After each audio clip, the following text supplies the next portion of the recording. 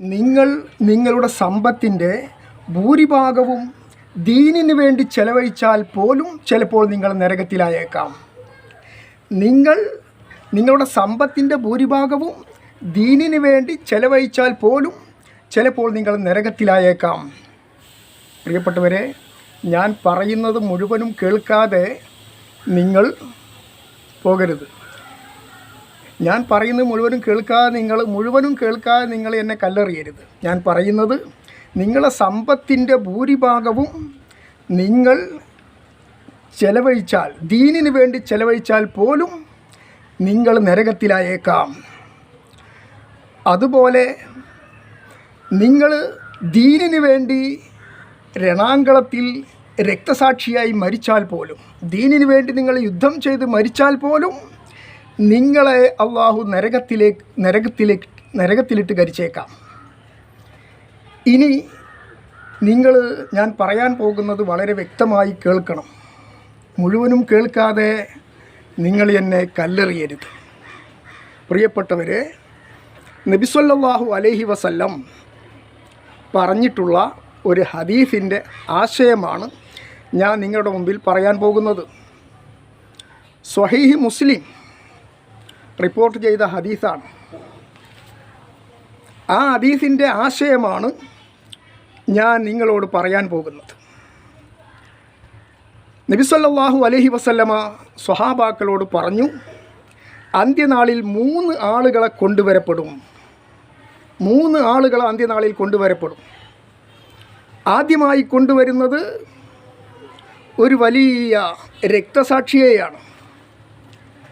രക്തസാക്ഷിയെ കൊണ്ടുവന്നതിന് ശേഷം ആ രക്തസാക്ഷിയോട് അല്ലാഹു തആല ചോദിക്കുന്നു. നബി സല്ലല്ലാഹു അലൈഹി വസല്ലമ പഠിപ്പിച്ച ഹദീസിൻ്റെ ആശയം ഉള്ളടക്കമാണ് ഞാൻ പറയുന്നത്.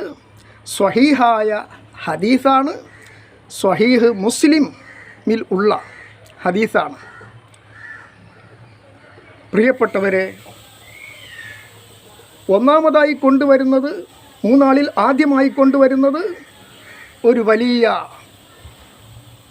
രക്തസാക്ഷിയായ, വലിയ യുദ്ധത്തിൽ രക്തസാക്ഷിയായ ഷഹീദായ മനുഷ്യനെ കൊണ്ടുവന്ന് ആ മനുഷ്യനോട് അല്ലാഹു തആല ചോദിക്കുന്നു, എടോ മനുഷ്യ, ദുനിയാവിൽ വെച്ച് നിൻ്റെ ജീവിതമൊക്കെ നിനക്ക് ഓർമ്മയുണ്ടോ? നീ എങ്ങനെയാണ് ദുനിയാവിൽ ജീവിച്ചത് എന്നും നീ എങ്ങനെയാണ് മരണപ്പെട്ടത് എന്നും നിനക്ക് ഓർമ്മയുണ്ടോ എന്ന് അല്ലാഹു തആല ആ ഷഹീദായി മരണപ്പെട്ട മനുഷ്യനോട് ചോദിക്കുകയാണ്. ആ സമയത്ത് ആ മനുഷ്യൻ പറയുകയാണ്, അല്ലാഹുവേ, വളരെ സന്തോഷത്തോടു കൂടിയാണ് ആ മനുഷ്യൻ പറയുന്നത് അല്ലാഹുവിനോട്, എനിക്ക് നല്ല ഓർമ്മയുണ്ട്. ദുനിയാവിൽ ജീവിച്ച ആ ജീവിതം എനിക്ക് നന്നായി ഓർമ്മയുണ്ട്. ഞാൻ ഷഹീദായി അല്ലേ മരിച്ചത്? നിൻ്റെ ദീനിന് വേണ്ടിയല്ലേ ഞാൻ ജീവിച്ചത്? നിൻ്റെ ദീനിന് വേണ്ടി ശത്രുക്കളോട് രണാങ്കളത്തിൽ, അടർക്കളത്തിൽ വെട്ടേറ്റ് രക്തം വാർന്ന് അങ്ങനെയല്ലേ ഞാൻ മരിച്ചത്? നിൻ്റെ ദീനിന് വേണ്ടിയല്ലേ ഞാൻ മരിച്ചത്? എനിക്ക് നല്ല ഓർമ്മയുണ്ട് എന്ന് പറയുമ്പോൾ അല്ലാഹു പറയും, ശരിയാണ്, നീ മരിച്ചത് വെട്ടേറ്റുകൊണ്ടും കുത്തുകൊണ്ടും യുദ്ധത്തിൽ നീ രക്തം വാർന്നാണ് മരിച്ചു പോയത്. യുദ്ധം ചെയ്താണ് നീ മരിച്ചത്. എല്ലാം ശരി തന്നെ. പക്ഷെ എൻ്റെ ചോദ്യം അല്ലാഹു തആല മനുഷ്യനോട് ചോദിക്കുകയാണ്. ആ ഷഹീദായി മരണപ്പെട്ട ആ മനുഷ്യനോട് ചോദിക്കുകയാണ്, എടോ മനുഷ്യ, നീ രണാങ്കളത്തിൽ ജനങ്ങൾ ഒരുമിച്ച് കൂടി ആ വലിയ ജനങ്ങളുടെ മുമ്പിൽ വെച്ച് നടന്ന ആ ആ യുദ്ധത്തിൽ നീ ദീനിന് വേണ്ടി യുദ്ധം ചെയ്ത സമയത്ത് എന്തായിരുന്നു? നീ ഷഹീദായിട്ട് തന്നെയാണ് മരിച്ചത്. പക്ഷേ നീ യുദ്ധം ചെയ്യുന്ന സമയത്ത്, നീ ശത്രുക്കളോട് ധീരധീരം പോരാടി യുദ്ധം ചെയ്യുന്ന സമയത്ത് നിൻ്റെ മനസ്സിലുണ്ടായിരുന്ന ഉദ്ദേശം എന്താണ്? എന്തായിരുന്നു നിൻ്റെ മനസ്സിലുണ്ടായിരുന്ന ഉദ്ദേശം? നിൻ്റെ നീയത്ത് എന്തായിരുന്നു? നിൻ്റെ പുറമേ നീ കാണിക്കുന്ന നീയത്ത് എനിക്ക് വേണ്ട. നിൻ്റെ ഉള്ളിലുള്ള ഉദ്ദേശം അത് എന്തായിരുന്നു? നീ യുദ്ധം ചെയ്യുന്ന സമയത്ത് നീ ശത്രുക്കളോട് ദീനിന് വേണ്ടി ധീരധീരം നല്ല യോദ്ധാവായിരുന്നു. നീ ശക്തമായി ശത്രുക്കളോട് യുദ്ധം ചെയ്തു, എല്ലാം ശരി തന്നെയാണ്. പക്ഷേ നീ യുദ്ധം ചെയ്യുന്ന സമയത്ത് നിൻ്റെ മനസ്സിൻ്റെ ഉള്ളിൽ നിൻ്റെ കൽബിൻ്റെ ഉള്ളിൽ ഉണ്ടായിരുന്ന ഉദ്ദേശം എന്താണ് എന്ന് അള്ളാഹു ആ മനുഷ്യനോട് ചോദിക്കുന്ന സമയത്ത് ആ ഷഹീദായി മരണപ്പെട്ടു പോയ, ആ യുദ്ധത്തിൽ മരണപ്പെട്ടു പോയ മനുഷ്യൻ പറയുന്നു, അള്ളാഹുവേ, ഞാൻ നിൻ്റെ ദീനിന് വേണ്ടി, നിൻ്റെ തൃപ്തിക്ക് വേണ്ടിയാണ് ഞാൻ യുദ്ധം ചെയ്തത്. നിൻ്റെ തൃപ്തി നേടാൻ വേണ്ടി, നിൻ്റെ ദീനിന് വേണ്ടി ശക്തമായി ഞാൻ യുദ്ധം ചെയ്തു. അങ്ങനെ നിൻ്റെ തൃപ്തി കരസ്ഥമാക്കാൻ വേണ്ടിയാണ്, നിൻ്റെ പ്രീതി കരസ്ഥമാക്കാൻ വേണ്ടിയാണ് ഞാൻ യുദ്ധം ചെയ്തത് എന്ന് ആ മനുഷ്യൻ പറയുന്ന സമയത്ത് അള്ളാഹു പറയുന്നു, നിർത്തടോ, നീ എന്താണ് ഈ പറയുന്നത്? കദബുത്ത, നീ കളവാണ് പറഞ്ഞത്. നീ യുദ്ധം ചെയ്തു, രക്തസാക്ഷിയായി മരിച്ചു, അതൊക്കെ ശരി തന്നെയാണ്. പക്ഷേ നീ യുദ്ധം ചെയ്യുന്ന സമയത്ത്, ശത്രുക്കളോട് ധീരധീരം പോരാടി യുദ്ധം ചെയ്യുന്ന സമയത്ത് ജനങ്ങൾ നിന്റെ യുദ്ധം ചെയ്യുന്നത് കാണുന്നുണ്ട്. ജനങ്ങൾ നിന്നെക്കുറിച്ച് വലിയ യോദ്ധാവാണ് എന്ന്, വലിയ ധൈര്യവാനാണ്, ധീരശാലിയാണ്, വലിയ യോദ്ധാവാണ് എന്ന് നിന്നെക്കുറിച്ച് ആളുകൾ പറയപ്പെടണം. അതായിരുന്നു നിൻ്റെ മനസ്സിൻ്റെ ഉള്ളിൽ ഉണ്ടായിരുന്ന ഉദ്ദേശം. അതായിരുന്നു നിൻ്റെ ലക്ഷ്യം. പുറമേ നീ എന്തു പറഞ്ഞാലും, പുറമെ നീ എന്ത് കാണിച്ചാലും എനിക്കതല്ല വേണ്ടത്. ഞാൻ നോക്കിയത് നിൻ്റെ ഹൃദയത്തിൻ്റെ ഉള്ളിലേക്കാണ്. ആ സമയത്ത് നിൻ്റെ ഉള്ളിലുള്ളത് ജനങ്ങൾക്കിടയിൽ പേര് വേണം.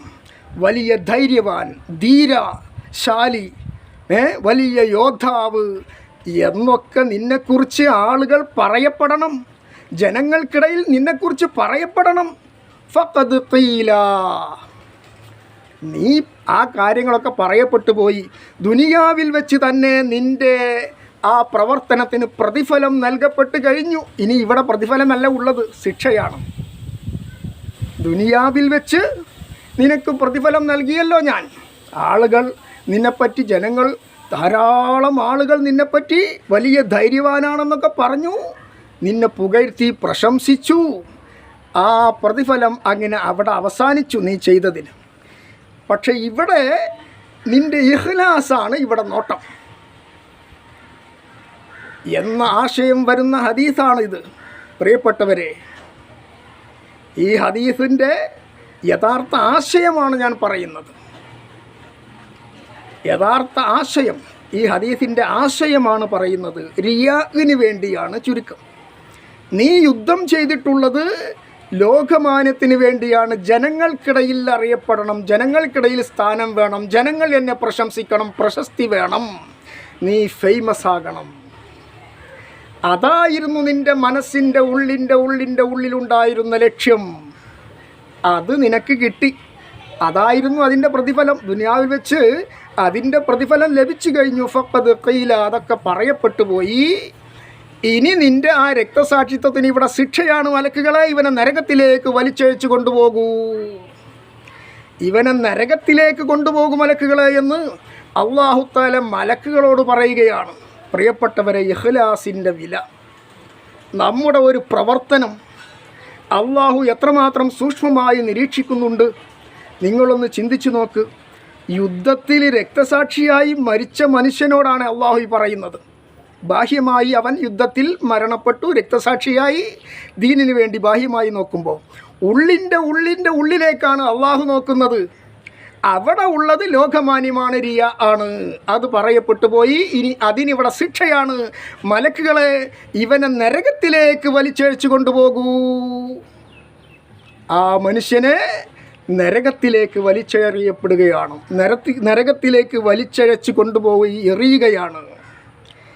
ഇനി നിങ്ങൾ നോക്ക്, രണ്ടാമതായി കൊണ്ടുവരുന്നത് ഒരു വലിയ കാരികനെയാണ്, ഓത്തുകാരൻ. ഖുർആൻ നന്നായി പഠിച്ചു. ഓതാനും അതിൻ്റെ ആശയങ്ങളും അതിൻ പറഞ്ഞ എല്ലാ ബാഹ്യമായ അറിവും എല്ലാം പഠിച്ചു. ഒരുപാട് ഗ്രന്ഥങ്ങൾ പഠിച്ചു. ഖുർആൻ വളരെ മധുരമായി പാരായണം ചെയ്യാനുള്ള കഴിവ് കൊടുക്കപ്പെട്ട മനുഷ്യൻ. അങ്ങനെ വലിയൊരു പണ്ഡിതൻ, ഒരു ഖാരി ആയ പണ്ഡിതൻ അവനെ കൊണ്ടുവന്ന് അവനോടും ഇതുപോലെ തന്നെ അല്ലാഹു തആല ചോദിക്കുന്നു, എടോ മനുഷ്യ, നീ ദുനിയാവിൽ എങ്ങനെയാണ് ജീവിച്ചത് എന്ന് നിനക്ക് ഓർമ്മയുണ്ടോ? ദുനിയാവിൽ നിൻ്റെ ജീവിതം നിനക്ക് ഓർമ്മയുണ്ടോ? അതെ അല്ലാഹുവേ, എനിക്ക് നന്നായി ഓർമ്മയുണ്ട്. ഞാൻ ഒരു വലിയ ഖാരി ആയിരുന്നു. അതോടൊപ്പം ഞാൻ പണ്ഡിതനായിരുന്നു, അറിവുള്ളവനായിരുന്നു. ഞാൻ ജനങ്ങൾക്ക് ഖുർആൻ പഠിപ്പിച്ചു. അതിൻ്റെ കാര്യങ്ങളെല്ലാം ജനങ്ങൾക്ക് ദീൻ പ്രബോധനം ചെയ്തു. ഞാൻ വളരെ വലിയ പ്രസംഗിക്കുന്നവൻ. നന്നായി പ്രസംഗിച്ചു ജനങ്ങൾക്ക് ഞാനത് പഠിപ്പിച്ചു കൊടുത്തു. ദീന് ഞാൻ പ്രബോധനം ചെയ്തു. നിൻ്റെ ഖുർആൻ പഠിച്ചു, അത് പഠിപ്പിച്ചു. അങ്ങനെ നിൻ്റെ ദീനിന് വേണ്ടിയാണ് ഞാൻ അത് എല്ലാം ചെയ്തത്. നിൻ്റെ ദീന് പ്രചരിപ്പിക്കാൻ വേണ്ടി, നിൻ്റെ ഖുർആൻ വളർത്താൻ വേണ്ടി, പ്രചരിപ്പിക്കാൻ വേണ്ടി ഞാൻ പ്രവർത്തിച്ചു എന്ന് ആ മനുഷ്യൻ പറയുന്ന സമയത്ത് അള്ളാഹു പറയുന്നു, കദബ്ത, നീ പറഞ്ഞത് കളവാണ്. നീ വലിയ ഓത്തുകാരനാണ്, വളരെ മധുരമായി ഖുർആൻ പാരായണം ചെയ്യുന്നവനാണ്. ഹുവ ഖാരിഉൻ, അവൻ വലിയ ഓത്തുകാരനാണ് എന്ന് ജനങ്ങൾക്കിടയിൽ നിന്നെക്കുറിച്ച് പറയപ്പെടണം. അതിനു വേണ്ടിയാണ് നീ ഖുർആൻ ജനങ്ങൾക്കിടയിൽ നല്ല ഈണത്തിൽ മധുരമായി ഓതിയത്, നീ അതിനെക്കുറിച്ച് പ്രസംഗിച്ചത്, നീ ഖുർആൻ ജനങ്ങൾക്കിടയിൽ പഠിപ്പിച്ചത്, നീ പ്രബോധനം ചെയ്തത്, നീ പ്രസംഗിച്ചത് എല്ലാം എന്തിനു വേണ്ടിയായിരുന്നു? നീ പറഞ്ഞതൊക്കെ ശരിയാണ്. നീ നന്നായി പ്രസംഗിച്ചിട്ടുണ്ട്, നീ നന്നായി ഖുർആൻ പാരായണം ചെയ്തിട്ടുണ്ട്, എല്ലാം പറഞ്ഞത് ശരിയാണ്. പക്ഷേ എൻ്റെ ചോദ്യം, നീ അതെല്ലാം ചെയ്യുന്ന സമയത്ത് നിൻ്റെ മനസ്സിൻ്റെ ഉള്ളിലുണ്ടായിരുന്ന ഉദ്ദേശമെന്ത്? ലക്ഷ്യമെന്തായിരുന്നു? നിയ്യത്തെന്തായിരുന്നു? നിൻ്റെ ബാഹ്യമായത് എനിക്ക് വേണ്ട.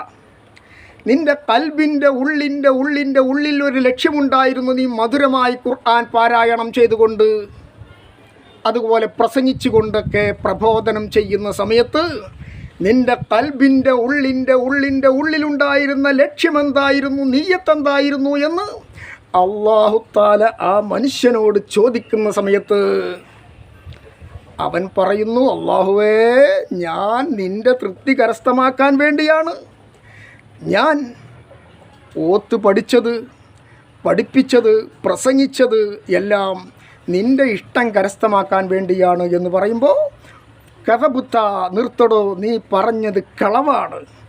നീ ഹുവ ഖാരിഉൻ, വലിയ ഓത്തുകാരനാണ് എന്ന് നിന്നെക്കുറിച്ച് ആളുകളിങ്ങനെ പറയണം, നിനക്ക് പ്രശസ്തി കിട്ടണം. അതല്ലേ നിൻ്റെ മനസ്സിൻ്റെ ഉള്ളിലുണ്ടായിരുന്ന ലക്ഷ്യം, നിയ്യത്ത്, ഉദ്ദേശം? അതൊക്കെ പ്രതിഫലം ഫഖദ് ഖീല, പറയപ്പെട്ടു പോയി നിൻ്റെ മദ്ഹുകൾ ദുനിയാവിൽ വെച്ച്. ഇനി അതിന് ഇവിടെ പ്രതിഫലമല്ല, നിനക്ക് ശിക്ഷയാണ് ഉള്ളത്. മലക്കുകളെ, ഇവനെയും നിങ്ങൾ നരകത്തിലേക്ക് വലിച്ചഴച്ച് കൊണ്ടുപോകൂ.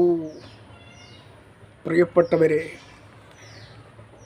ഞാൻ എൻ്റെ സ്വന്തം ശരീരത്തോടു കൂടിയാണ് ഇത് പറയുന്നത്. ഒപ്പം നമ്മളെല്ലാവരും ഗൗരവത്തോടു കൂടി ഒരു സൽക്കർമ്മം ചെയ്യുന്ന സമയത്ത് നമുക്ക് റിയാ വരുന്നുണ്ടോ? അത് നിഷ്കളങ്കമായി അള്ളാഹുവിന് വേണ്ടി മാത്രം ഒരു സൽക്കർമ്മം ചെയ്യുമ്പോൾ, അള്ളാഹുവിനോട് കൂടെ മറ്റാരെയും ഉദ്ദേശിക്കാതെ, റിയാ ഉദ്ദേശിക്കാതെ, ലോകമാനം ഉദ്ദേശിക്കാതെ, അത് അള്ളാഹുവിന് വേണ്ടി മാത്രമാക്കി മാറുന്നുണ്ടോ എന്ന് നാം ചിന്തിക്കണം. ഞാനും നിങ്ങളും ചിന്തിക്കണം. അതിനു വേണ്ടിയാണ് ഞാനിത് പറയുന്നത്. നമ്മൾ ഖുർആൻ ഓതുന്ന സമയത്ത്, നമ്മൾ നിസ്കരിക്കുന്ന സമയത്ത്, നമ്മൾ മറ്റുള്ള സൽക്കർമ്മങ്ങൾ ചെയ്യുന്ന സമയത്ത്, നമ്മൾ പാവപ്പെട്ടവർക്ക് ദാനം ചെയ്യുന്ന സമയത്ത്, നമ്മൾ ചാരിറ്റി പ്രവർത്തനം ചെയ്യുന്ന സമയത്ത് നമ്മുടെ ഉള്ളിൽ വരുന്നുണ്ടോ ജനങ്ങൾക്കിടയിൽ ഫേമസ് ആകണം, ജനങ്ങൾ എന്നെ അറിയപ്പെടണം, ജനങ്ങൾ എന്നെ പ്രശംസിക്കണം, എനിക്ക് പ്രശസ്തി ലഭിക്കണം, ഇതാണോ വരുന്നത്? അതല്ല. ഒരു സൽക്കർമ്മം ചെയ്യുന്ന സമയത്ത് അള്ളാഹുവിൻ്റെ തൃപ്തി എനിക്ക് ലഭിക്കണം, അള്ളാഹുവിൻ്റെ അടുക്കൽ എനിക്ക് രക്ഷപ്പെടണം, എൻ്റെ മരണം എപ്പോഴെന്ന് പറയാൻ സാധ്യമല്ല. ചിലപ്പോൾ ഞാൻ നാളെ ഉണ്ടാകുമോ എന്ന് പറയാൻ സാധിക്കുമോ? എപ്പോഴും നമ്മുടെ ഹാർട്ട് അറ്റാക്ക് സംഭവിച്ചോ മറ്റോ മരണം സംഭവിക്കാം. അതുകൊണ്ട് ഈ നിമിഷം മുതൽ ഞാനും നിങ്ങളും എന്തൊരു സൽക്കർമ്മം ചെയ്യുകയാണെങ്കിലും അത് ജനങ്ങളുടെ അക്കൗണ്ടിലേക്ക്, അത് ജനങ്ങളുടെ ഭാഗത്തേക്ക് പോകാൻ പാടില്ല. അത് അള്ളാഹുവിൻ്റെ ഭാഗത്തേക്ക് പരമാവധി രഹസ്യമായി ചെയ്യുമ്പോഴാണ് പ്രിയപ്പെട്ടവരെ നമുക്ക് ലോകമാന്യം കടന്നു വരാതിരിക്കുന്നത്. എന്ന് കരുതി എല്ലാ സൽക്കർമ്മങ്ങളും നമുക്ക് രഹസ്യമായി ചെയ്യാൻ സാധ്യമല്ല. അപ്പോൾ ജനങ്ങളുടെ മധ്യത്തിൽ വെച്ച് പോലും നമ്മൾ, ജനങ്ങളുടെ ഇടയിൽ വെച്ച്, ജനസമുദ്രത്തിൻ്റെ മുൻപിൽ വെച്ച് പോലും നമ്മൾ ഒരു സൽക്കർമ്മം ചെയ്യുന്ന സമയത്ത് ജനങ്ങൾ അറിയണം, കാണണം എന്ന ആ റിയാ ലോകമാന്യം വരുന്നുണ്ടോ എന്ന് നമ്മൾ വളരെയധികം ജാഗ്രത പാലിക്കണം, സൂക്ഷിക്കണം. രഹസ്യമായി നമ്മൾ സൽക്കർമ്മം ചെയ്യുന്ന സമയത്ത് അതിന് സാധ്യത വളരെ കുറവാണ്. കാരണം രഹസ്യമായി ആരും കാണാത്ത ഒരു സ്ഥലത്ത് വെച്ച് നാം ആരും കാണാതെ ഒരു സൽക്കർമ്മം ചെയ്യുന്ന സമയത്ത് അത് ആര് മാത്രമേ യഥാർത്ഥത്തിൽ കാണുന്നുള്ളൂ? അള്ളാഹു മാത്രമേ കാണുന്നുള്ളൂ. നിങ്ങളും അള്ളാഹു, വേറെ ആരും ഇല്ലാത്ത, കാണാത്ത ഒരു സ്ഥലത്ത് വെച്ച് ഒരു സൽക്കർമ്മം നമ്മൾ ചെയ്താൽ അത് സുരക്ഷിതമാണെന്ന് നമുക്ക് പറയാം. പക്ഷേ അവിടെയും അള്ളാഹുവിൻ്റെ കബൂൽ വേണം. തീർച്ചയായും അള്ളാഹു അങ്ങനെയുള്ള സൽക്കർമ്മങ്ങൾ തട്ടിക്കളയുകയില്ല. പ്രിയപ്പെട്ടവരെ, അപ്പോൾ മൂന്നാമതായി കൊണ്ടുവരുന്നത് ഹദീസിൽ പറഞ്ഞിട്ടുള്ള ആശയമാണ് ഞാൻ പറയുന്നത്. മൂന്നാമതായി കൊണ്ടുവരുന്നത് ഒരു വലിയ പണക്കാരനെയാണ്, ഒരു കോടീശ്വരനായ മനുഷ്യൻ. ഇന്നത്തെ ഭാഷയിൽ പറഞ്ഞാൽ പണ്ടൊക്കെ ലക്ഷപ്രഭു എന്നായിരുന്നു പറഞ്ഞിരുന്നത്. അന്നൊക്കെ ലക്ഷം എന്ന് പറയുന്നത് വലിയ സംഖ്യയായിരുന്നു. എന്നാൽ ഇന്ന് ലക്ഷപ്രഭു ഒക്കെ പഴയ വാക്കായിപ്പോയി. ഇന്ന് കോടീശ്വരൻ അതിലും മേലെ വല്ല വാക്കുകളും ഉണ്ടോ? അതാണ് നമ്മൾ നോക്കേണ്ടത്.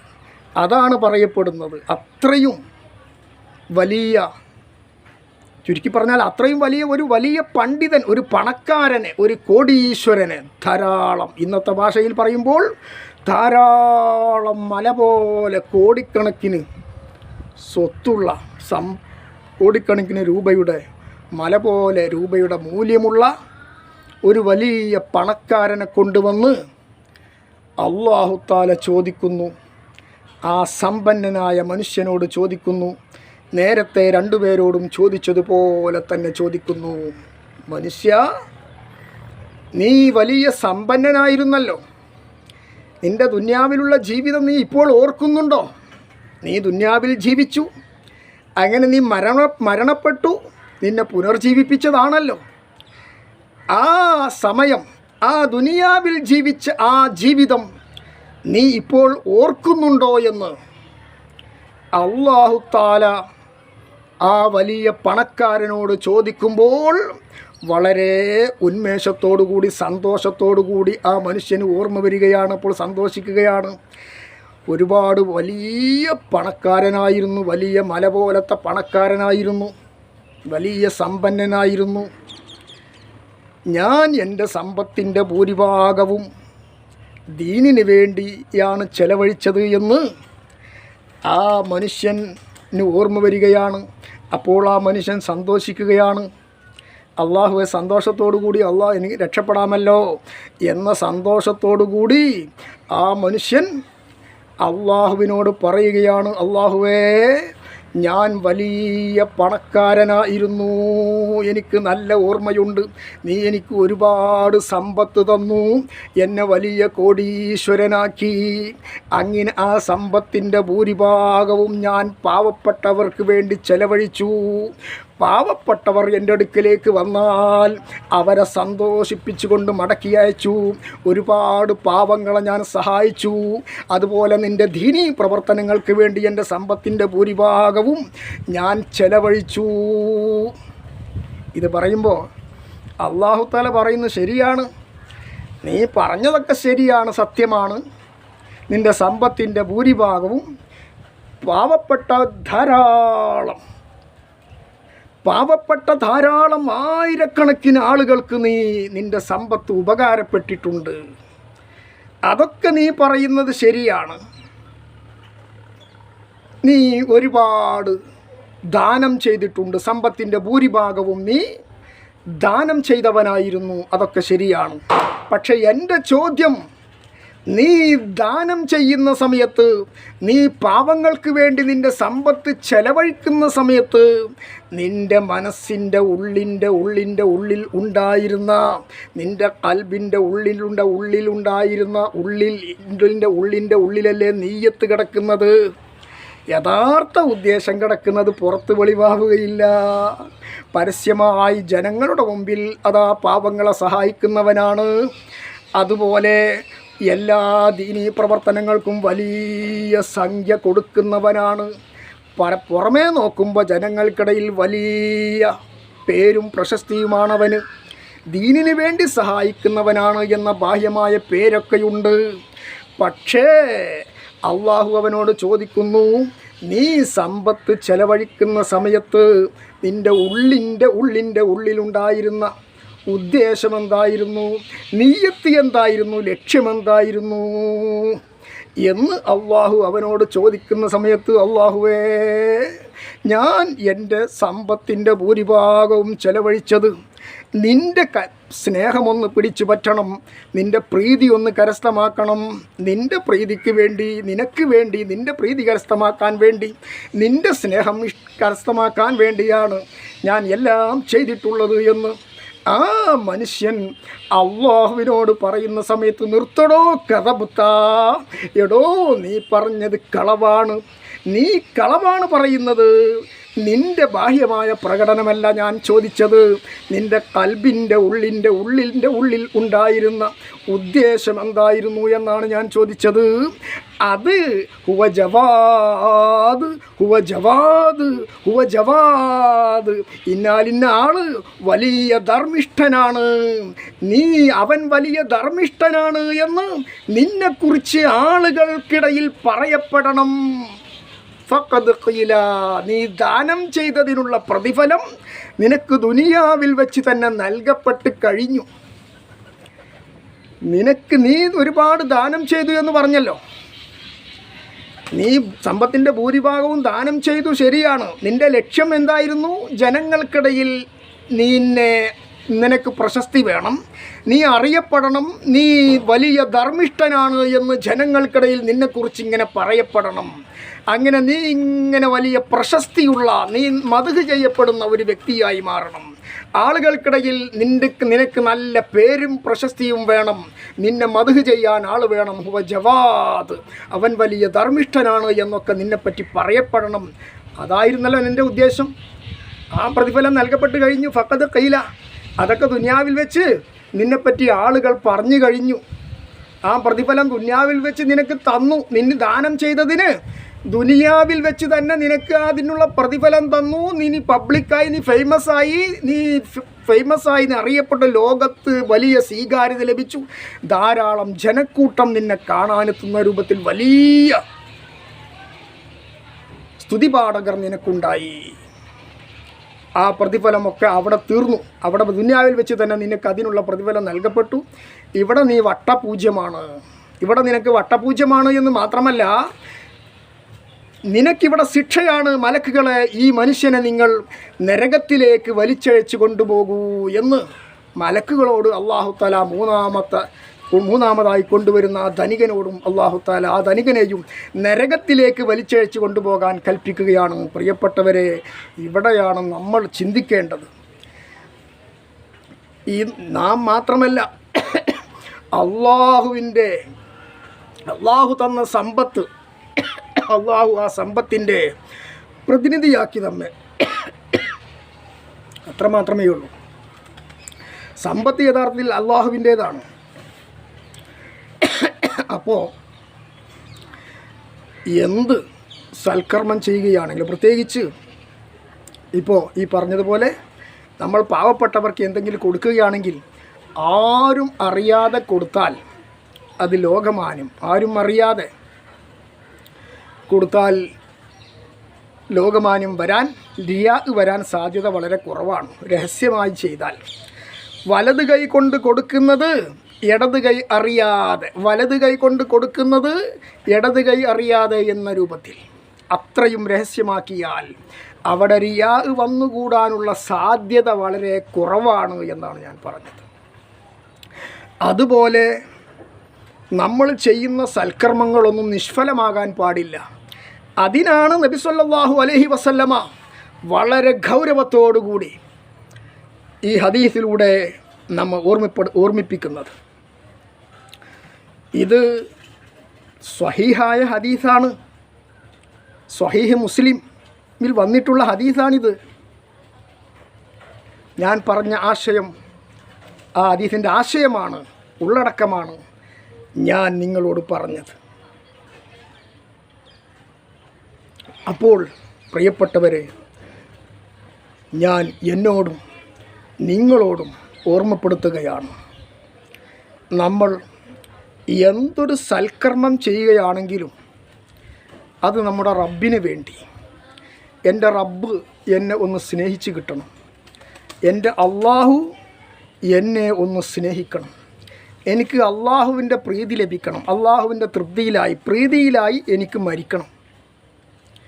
അതിനു വേണ്ടിയാകണം എൻ്റെ നിസ്കാരം, എൻ്റെ ഹജ്ജ്, എൻ്റെ നോമ്പ്, എൻ്റെ സക്കാത്ത്, എൻ്റെ സർവ സൽക്കർമ്മങ്ങളും മറ്റു സുന്നത്തായ ധാരാളം ജീവിതം തന്നെ, എൻ്റെയും നിങ്ങളുടെയും ജീവിതം തന്നെ അള്ളാഹുവിന് വേണ്ടി ജീവിക്കാൻ എനിക്കും നിങ്ങൾക്കും സാധിക്കണം പ്രിയപ്പെട്ടവരെ. അപ്പോൾ ഇത് പറയുമ്പോൾ എന്നോടും കൂടിയാണ് ഞാനിത് ഓർമ്മപ്പെടുത്തുന്നത്. നമ്മളെല്ലാവരും, ഞാനടക്കമുള്ള എൻ്റെ ശബ്ദം കേൾക്കുന്ന നമ്മളെല്ലാവരും ഈ കാര്യം ഒന്ന് സൂക്ഷിക്കണം.